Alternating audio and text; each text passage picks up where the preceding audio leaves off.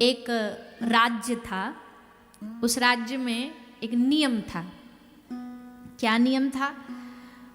बोले वहाँ छोटा सा वो टापू था।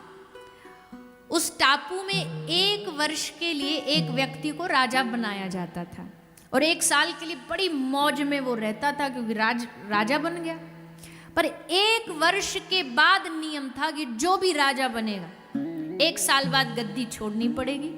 उसके बाद नदी के दूसरे किनारे एक टापू था जो एकदम भयावह जंगल था। वहाँ ना अन्न है ना पानी है, कुछ नहीं है।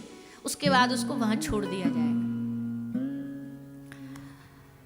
तो अब सब राजा बनने से डरते थे। बोले कौन राजा बने, क्योंकि 1 साल में तो ठीक है, उसके बाद तो फिर 1 साल तो मौज लेते खूब, पर 1 साल के बाद सब खत्म हो जाता।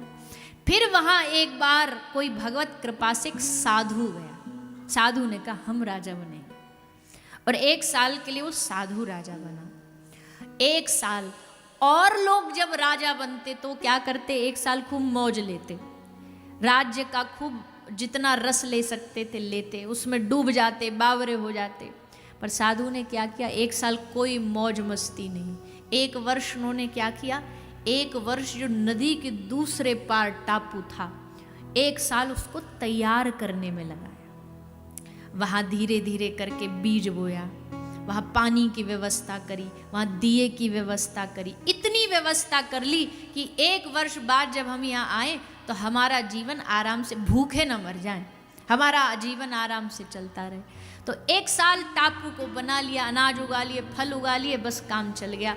और 1 साल बाद जब गए वहाँ पे खूब मौज से अपना जीवन जिया। ये कहानी किसकी है?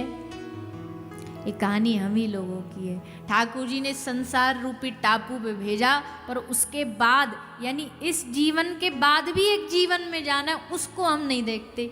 इसी जीवन में आनंद लेते लेते लेते लेते एक दिन मृत्यु आ जाती है और सब यहीं धरा रह जाता है। पर साधु कौन, भले इस जन्म में मौज ले न ले, पर आगे की तैयारी पहले से करके रखता है कि मरने के बाद जब वहाँ जाना तो वहाँ सब तैयार मिलना चाहिए, तैयारी पूरी होनी चाहिए।